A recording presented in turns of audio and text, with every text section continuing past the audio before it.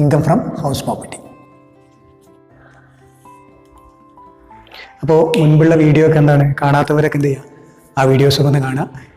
നമ്മൾ income from house പ്രോപ്പർട്ടിയിൽ എന്തൊക്കെയാണ് ചർച്ച ചെയ്യുന്നത് വെച്ചാൽ, ഹൗസ് പ്രോപ്പർട്ടി ഇൻകം എന്ന് പറഞ്ഞാൽ എന്താണ്, എന്തിൻ്റെ ബേസിലാണ് ഹൗസ് പ്രോപ്പർട്ടി ഇൻകത്തിൽ നമ്മൾ ടാക്സ് കാൽക്കുലേറ്റ് ചെയ്യുന്നത്, ഇതിൻ്റെ ടാക്സ് ട്രീറ്റ്മെൻറ്റിൽ നമ്മൾ പ്രോബ്ലം ചെയ്യുമ്പോൾ എന്തൊക്കെ കാര്യങ്ങൾ നമ്മൾ പ്രധാനമായിട്ടും ശ്രദ്ധിക്കണം. ഇത്രയും കാര്യങ്ങളാണ് നമ്മൾ വീഡിയോസിലൂടെ നമ്മൾ പങ്കുവയ്ക്കാൻ ആഗ്രഹിക്കുന്നത്. ഓക്കെ, സോ നമുക്ക് സ്റ്റാർട്ട് ചെയ്യാം. ഹൗസ് പ്രോപ്പർട്ടി സെക്ഷൻ 22 to 27 ആണ് house property income. Section 22 to 27. Then what is house property income? What is? നമുക്ക് ഊഹിച്ചാൽ തന്നെ അറിയണോ അല്ലേ എന്താണ് ഹൗസ് പ്രോപ്പർട്ടി ഇൻകം എന്നത്? Of course it is the second head. രണ്ട് ഹെഡാണ്, രണ്ടാമത്തെ ഹെഡാണിത് അല്ലേ. നമുക്കറിയാം income from salary, house property, business or profession, capital gain, then ഇതിലൊന്നും പെടാത്ത അതർ സോഴ്സ്. ഇങ്ങനെ 5 ഹെഡാണ് നമ്മൾ ടാക്സിൽ പറഞ്ഞിരിക്കുന്നത്. അതിൽ രണ്ടാമത്തെ ഹെഡാണ് നമ്മുടെ ഹൗസ് പ്രോപ്പർട്ടി എന്ന് പറയുന്നത്. ഇപ്പോൾ നമ്മൾക്ക് ഒരു എക്സാമ്പിൾ നോക്കാം. നമ്മളൊരു പിക്ചർ വരയ്ക്കണം കേട്ടോ. പിക്ചർ ഇത് നിങ്ങളാണ് സങ്കല്പിക്കുക കേട്ടോ. എൻ്റെ വരാനുള്ള ഉഷാറായിട്ട് ചിലപ്പം കാണാം, വലിയ കോലൊന്നും ഉണ്ടാവില്ല. ഓക്കെ, ദെൻ നിങ്ങൾക്ക് 2 വീട്, ഒരു വീട്, ഇത് ഹൗസ് 1, ദെൻ മറ്റൊരു വീടും കൂടി ഉണ്ട്. നിങ്ങൾ അത്യാവശ്യം പൈസക്കുള്ള ടീമാണ് വിചാരിച്ചോ, അങ്ങനെയാണെങ്കിൽ അല്ലേ. ഓക്കെ, ദെൻ 2 വീടുണ്ട്. ഇതിൽ ഹൗസ് 1 ഒന്നാമത്തെ വീട്ടിൽ നിങ്ങൾ താമസിക്കുകയാണ്. ഓക്കെ, ഒന്നാമത്തെ വീട്ടിൽ നിങ്ങൾ താമസിക്കുന്ന വീടാണ്. സോ അതിനെയാണ് നമ്മൾ സെൽഫ് ഒക്കുപ്പൈഡ് എന്ന് പറയും. അങ്ങനെയാണെങ്കിൽ സെൽഫ് ഒക്കുപ്പൈഡ് എന്ന് പറയും. സെൽഫ് ഒക്കുപ്പൈഡ് വീടൊക്കെ ഒന്ന് പഠിച്ചിരിക്കും. സെൽഫ് ഒക്കുപ്പൈഡ് ഈ വീടാണ് വെറുതെ കിടക്കാണ് അല്ലേ. അപ്പോൾ നമുക്ക് വേണമെങ്കിൽ എന്ത് ചെയ്യാം, ഈ വീട് വാടകയ്ക്ക് കൊടുക്കാം, പുറത്തേക്ക് വാടകയ്ക്ക് കൊടുക്കാം. ലെറ്റ് ഔട്ട് എന്നതിന് പറയാം. Let out, let out. നിങ്ങൾ വാടകയ്ക്ക് കൊടുക്കുമ്പോൾ സ്വാഭാവികമായിട്ടും എന്തുണ്ടാവും, നിങ്ങൾക്ക് വാടക കിട്ടും അല്ലേ. ഇതിൻ്റെ കേസിൽ നിങ്ങൾക്ക് റെന്റ് കിട്ടും, റെന്റ് റിസീവ്ഡ്. അങ്ങനെ നിങ്ങൾക്ക് ഈ വീട്ടിൽ നിന്ന് എന്തെങ്കിലും റെന്റ് കിട്ടുകയാണെങ്കിൽ, വാടക കിട്ടുകയാണെങ്കിൽ, ആ വാടകയ്ക്ക് നമ്മൾ എന്ത് ചെയ്യണം, ടാക്സ് കൊടുക്കണം. ടാക്സ്. ഈ സംഭവം ഉണ്ടല്ലോ, ഇതാണ് ഇൻകം ഫ്രം ഹൗസ് പ്രോപ്പർട്ടി എന്നോട് ഉദ്ദേശിക്കുന്നത്. അപ്പോൾ നിങ്ങളുടെ ഒരു വീട് പുറത്തേക്ക് വാടകയ്ക്ക് കൊടുക്കുകയാണെങ്കിൽ, ആ വാടക ഇനത്തിൽ നിങ്ങൾക്ക് കിട്ടുന്ന വരുമാനത്തിൽ നിങ്ങൾ ടാക്സ് അടയ്ക്കാൻ ബാധ്യസ്ഥരാണ്. അതിനാണ് അങ്ങനെ കിട്ടുന്ന വരുമാനത്തെയാണ് ഇൻകം ഫ്രം ഹൗസ് പ്രോപ്പർട്ടി, ഒരു ഹൗസ് പ്രോപ്പർട്ടിയിൽ നിന്ന് കിട്ടുന്ന വരുമാനം എന്ന് നമ്മൾ കോമൺ ആയിട്ട് പറയുന്നു. ഓക്കെ, ഇനി നമ്മൾ ചോദ്യം അതല്ല,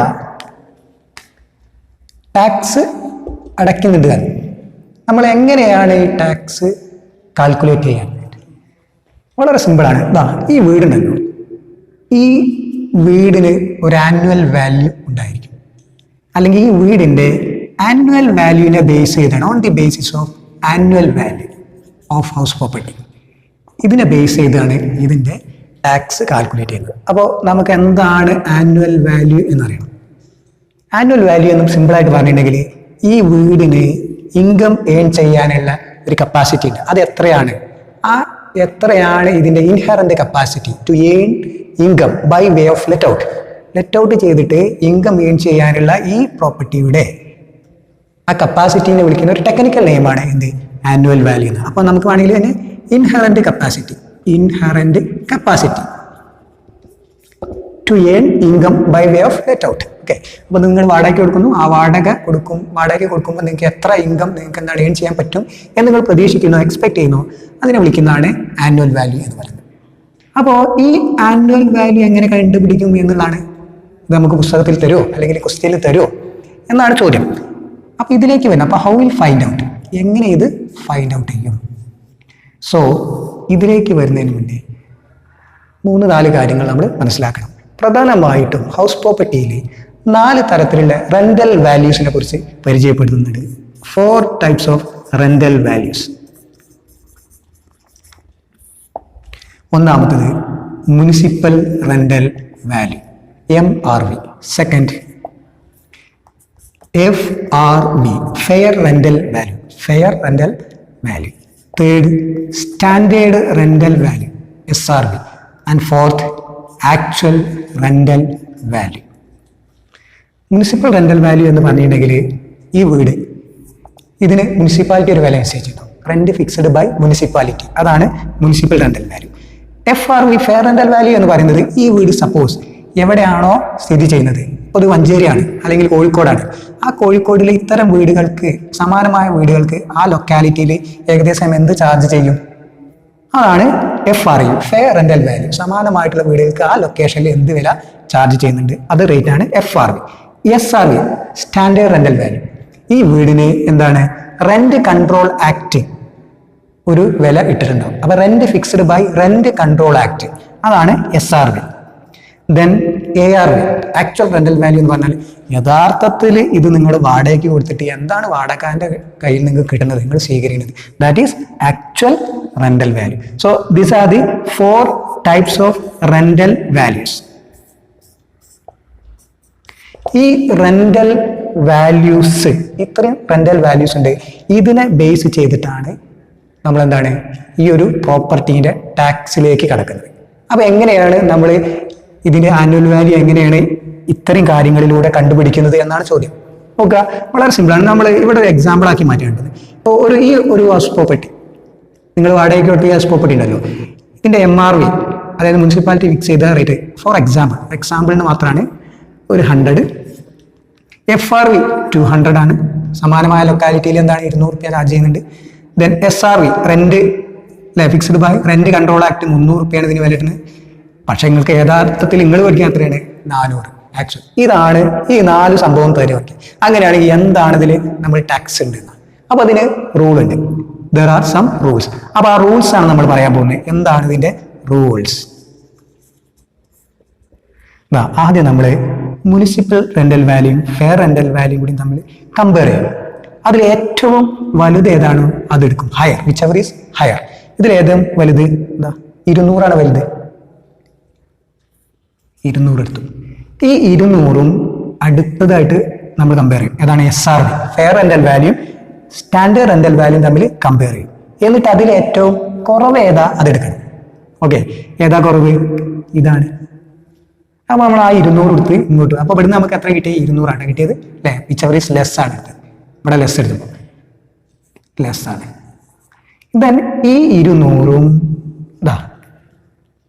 ഈ ARVയും തമ്മിൽ ആക്ച്വൽ റെന്റൽ വാല്യൂവിൽ കമ്പയർ ചെയ്തിട്ട് അതിൽ ഏറ്റവും വലുത് ഹയർ എടുക്കണം. അപ്പൊ എത്രയാണ്? 400. അങ്ങനെയാണെങ്കിൽ ഇതിന്റെ ആനുവൽ വാല്യൂ ആയിട്ട് നമ്മൾക്ക് എത്രയാണ് കാണേണ്ടത്? 400 ആണ് ഈ ഹൗസ് പ്രോപ്പർട്ടീന്റെ ആനുവൽ വാല്യൂ ആയിട്ട് നമ്മൾ എടുക്കേണ്ടത്. വളരെ സിമ്പിൾ ആണ്. അപ്പൊ നിങ്ങൾ നോക്കുക, MRVയും FRVയും കമ്പയർ ചെയ്യുക, അതിന് വലുതെടുക്കുക. ദെൻ ഈ റിസൾട്ടിനെ ഇതുമായിട്ട് കമ്പയർ ചെയ്യുക, അതിന് സ്മോൾ എടുക്കണം.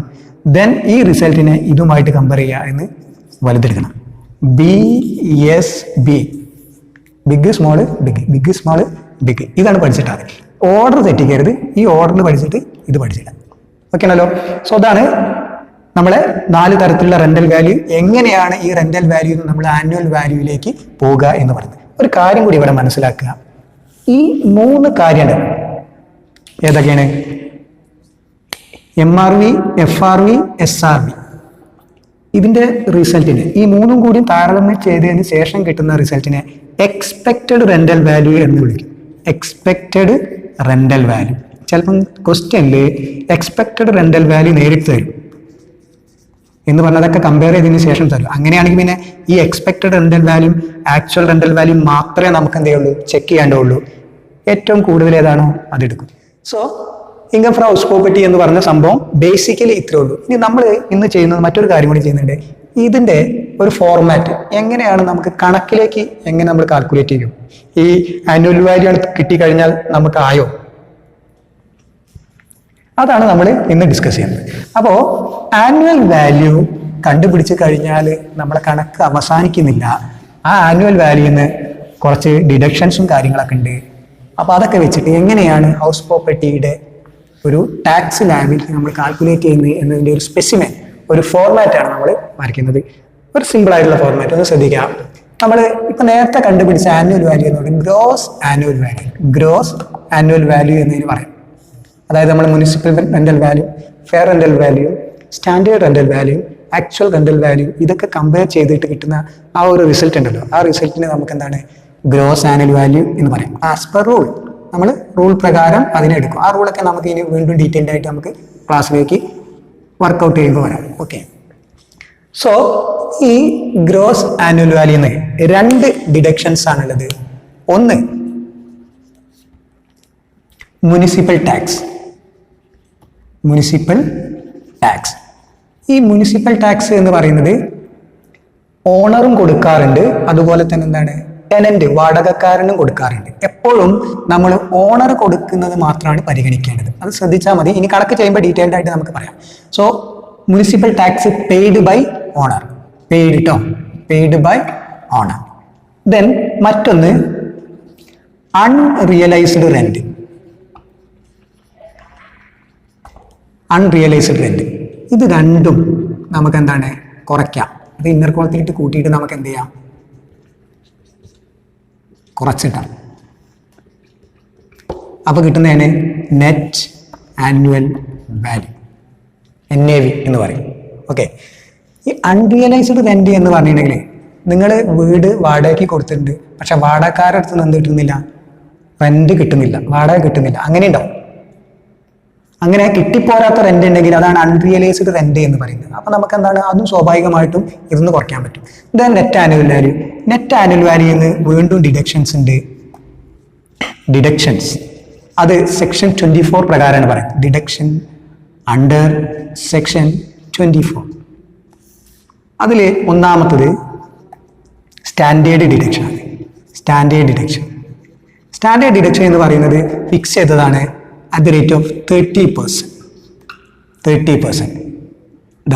ഈ നെറ്റ് ആനുവൽ വാല്യൂവിൻ്റെ 30% നിങ്ങൾക്ക് എന്ത് ചെയ്യാൻ പറ്റും, ഡിഡക്റ്റ് ചെയ്യാം. 2,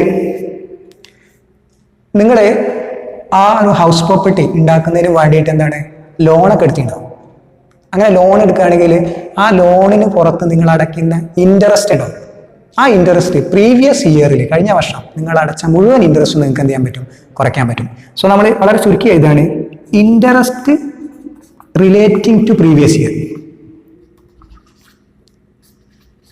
അല്ലെങ്കിൽ പ്രീവിയസ് ഇയർ ഇൻട്രസ്റ്റ്, അത് ഫുള്ളും നമുക്ക് എന്താണ് കുറയ്ക്കാൻ പറ്റും. ഫുൾ ഇൻട്രസ്റ്റ് കേട്ടോ, full interest relating to previous year, അത് നമുക്ക് എന്ത് ചെയ്യാം, കുറയ്ക്കാം. മറ്റൊന്നുള്ളത് പ്രീ കൺസെഷൻ പീരീഡിലെ ഇൻട്രസ്റ്റിന്റെ 1/5 1/5 of interest relating to pre construction period, pre construction period. എന്താണ് പ്രീ കൺസ്ട്രക്ഷൻ പീരീഡ് എന്നതാണ് ചോദ്യം. പ്രീ കൺസ്ട്രക്ഷൻ പീരീഡ് എന്ന് പറഞ്ഞാൽ നിങ്ങൾ എന്നാണോ ലോൺ എടുത്തത്, ആ ലോൺ എടുത്ത ദിവസം മുതൽ എന്നാണോ നിങ്ങൾ വർക്ക് കംപ്ലീറ്റ് ചെയ്യുന്നത്, ആ വർക്ക് കംപ്ലീറ്റ് ചെയ്യുന്നതിൻ്റെ തൊട്ട് മുന്നേയുള്ള 31 മാർച്ച് വരെയുള്ള കാലഘട്ടത്തെയാണ് നമ്മൾ എന്ത് ചെയ്യുന്നത്, പ്രീ കൺസ്ട്രക്ഷൻ പീരീഡ് എന്ന് പറയുന്നത്. ആ പ്രീ കൺസ്ട്രക്ഷൻ പീരീഡിലുള്ള ടോട്ടൽ ഇൻട്രസ്റ്റ് എത്രയാണോ, ആ ടോട്ടൽ ഇൻട്രസ്റ്റിനെ നമ്മൾ എന്ത് ചെയ്താൽ മതി, 5 ഭാഗമാക്കുക. 1/5 ഭാഗം എടുക്കുക. സപ്പോസ് നിങ്ങൾക്ക് എന്താണ് അത്രയും നിങ്ങൾ അടച്ചത് 5000 രൂപയാണെങ്കിൽ അതിന് 1/5 എന്ന് പറഞ്ഞിട്ടുണ്ടെങ്കിൽ 500 രൂപയാണ്. ആ 500 രൂപ എന്ത് ചെയ്യാം, നിങ്ങൾക്ക് ഇവിടെ കാണിക്കാം 500. അതാണ് 1/5 of interest relating to pre construction period. Pre construction പീരീഡിലെ ടോട്ടൽ ഇൻട്രസ്റ്റിന്റെ 1/5.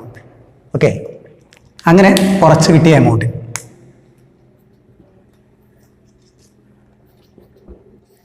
ഓക്കെ, സാധാരണഗതിയിൽ ഇത് നമ്മൾ ഇൻകം ഫ്രം ഹൗസ് പ്രോപ്പർട്ടി എന്ന് പറയും, ഹൗസ് പ്രോപ്പർട്ടി ഇൻകം. ഇങ്ങനെയാണ് സാധാരണ ബുക്കുകളിലൊക്കെ ഇത്ര വരെ ഇതിൻ്റെ ഒരു സ്പെസിമെൻ അല്ലെങ്കിൽ ഒരു ഫോർമാറ്റ് കൊടുത്തിട്ടുണ്ടാവുള്ളൂ. പക്ഷേ കുറച്ചും കൂടി അഡ്വാൻസ് ലെവലിലേക്ക് നമ്മൾ ചിന്തിക്കുകയാണെങ്കിൽ മേ ബി 1-2 കാര്യങ്ങൾ കൂടി ഇതിലേക്ക് വരാം. ആ കാര്യം കൂടി നമ്മളിതിൽ പറയുകയാണ്. ഇപ്പോൾ അൺറിയലൈസ്ഡ് റെന്റിനെ കുറിച്ച് നമ്മൾ പറഞ്ഞു. അൺറിയലൈസ്ഡ് റെന്റ് എന്ത് ചെയ്യുന്നു, കിട്ടിപ്പോരാത്ത റെന്റ്, ആ കഴിഞ്ഞ വർഷം കിട്ടിപ്പോരാത്ത റെന്റ്. സപ്പോസ് ചിലപ്പോൾ അതെന്താണ് പിന്നീട് കിട്ടുന്നുണ്ടാവും, കഴിഞ്ഞതിൽ കിട്ടിപ്പോരാത്ത റെന്റ് ചിലപ്പോൾ ഈ സമയത്ത് കിട്ടുന്നുണ്ടാവും. അങ്ങനെയാണെങ്കിൽ ആ അൺറിയലൈസ്ഡ് റെന്റ് റിക്കവേർഡ് അത് നമ്മൾ തിരിച്ചങ്ങനെയാണെങ്കിൽ ആഡ് ചെയ്യണം. സോ 2 കാര്യങ്ങളും കൂടി ഇവിടെ വരാൻ സാധ്യതയുണ്ട്. ആഡ്, ഒന്നാമത്തത് unrealised rent recovered, unrealised rent recovered. ഇത് വീണ്ടും കിട്ടിയാണ്. പിന്നെ അതുപോലെ തന്നെ എന്താണ് arrear rent received. Arrear rent received. ഈ രണ്ട് കാര്യങ്ങൾ ഉണ്ടെങ്കിൽ അതെന്ത് ചെയ്യണം? അത് കൂട്ടണം. അങ്ങനെ കിട്ടുന്ന ബാക്കിയുള്ളതിന് നമുക്ക് എന്താണ് പറയാം? Income from house property. House property. ഇതാണ് നിങ്ങളെ ഇൻകം ഫ്രം ഹൗസ് പ്രോപ്പർട്ടി എന്നതിൻ്റെ ഒരു സ്പെസിമെൻ അല്ലെങ്കിൽ എന്താണ് ഒരു ഫോർമാറ്റ് എന്നൊക്കെ നമുക്ക് വേണമെങ്കിൽ പറയാം. ഓക്കെ, പല രൂപത്തിൽ നമുക്ക് തയ്യാറാക്കാം. ഇത് നമ്മളെ സൗകര്യത്തിന് വേണ്ടിയിട്ട് നമുക്ക് കണക്കിലേക്ക് ഉപകാരപ്പെടുന്ന രീതിയിൽ ഒരു മാതൃകയാക്കി മാറ്റുന്നതാണ്. Gross annual value 2 deduction municipal tax paid by ഓണറും unrealised rent. Then we will get net annual value. Then net annual value എന്നതാണ് ഈ കാര്യം ഡിഡക്ഷൻ അണ്ടർ സെക്ഷൻ 24 ആണ്. ഈ സെക്ഷനിൽ പറയുന്നതാണ് standard deduction 30% of net annual value. And then interest relating to previous year full ആണ്. Then pre construction period ഇൻട്രസ്റ്റിന്റെ 1/5 ഭാഗം കിട്ടിയിട്ടുണ്ടെങ്കിൽ നമുക്ക് സാധാരണഗതിയിൽ എന്താണ് ഹൗസ് പ്രോപ്പർട്ടി സാധാരണഗതിയിൽ ടാക്സബിൾ ആണ്. മേ ബി 2 കാര്യം കൂടിയും ഉണ്ടെങ്കിൽ ആഡ് ചെയ്യണം. ഏത്? അൺറിയലൈസ്ഡ് റെന്റ് റിക്കവേർഡും അരിയർ റെന്റ് റിസീവ്ഡും ക്വസ്റ്റ്യനിൽ തന്നിട്ടുണ്ടെങ്കിൽ അത് തിരിച്ച് ആഡ് ചെയ്തിട്ടുണ്ടെങ്കിൽ നമുക്ക് ഇൻകം ഫ്രം ഹൗസ് പ്രോപ്പർട്ടി കിട്ടും. ഇതാണ് ഇതിൻ്റെ എന്താണ് ഫോർമാറ്റ്. ഈ ഫോർമാറ്റ് പഠിച്ചു കഴിഞ്ഞാൽ നമുക്ക് സുഖമായിട്ട് എന്ത് ചെയ്യാം? കണക്ക് ചെയ്യാം. എളുപ്പത്തിൽ എഴുതിയെടുക്കാനുള്ള സൗകര്യത്തിന് വേണ്ടിയിട്ട് ഞാൻ ഫോർമാറ്റ് ഇവിടെ കൊടുത്തിട്ടുണ്ട്. അതിൽ അവസാനം അൺറിയലൈസ്ഡ് റെൻറ്റും അതുപോലെ അരിയർ റെൻ്റ് ഉണ്ടല്ലോ, അതിൽ നിന്ന് 30% സ്റ്റാൻഡേർഡ് ഡിഡക്ഷൻ കുറയ്ക്കാനുള്ള അവകാശം നമുക്കുണ്ട്. അതിനുള്ള കാരണം എന്ന് പറയുന്നത് സാധാരണഗതിയിൽ നമുക്ക് ആനുവൽ വാല്യൂന്ന് 30% കുറയ്ക്കാമല്ലോ. പക്ഷെ കിട്ടിപ്പോരാത്ത റെൻറ്റ്, അതാണ് അൺറിയലൈസ്ഡ് റെൻറ്റ് തന്നെ. അപ്പോൾ അതിൽ നിന്നൊന്നും ഇപ്പോൾ ഇത് കുറച്ചിട്ടുണ്ടാവില്ല. അതുകൊണ്ട് അത് അവസാനം നമുക്ക് എന്താണ് കുറയ്ക്കാനുള്ളൊരു അവസരമുണ്ട്. Okay, thank you.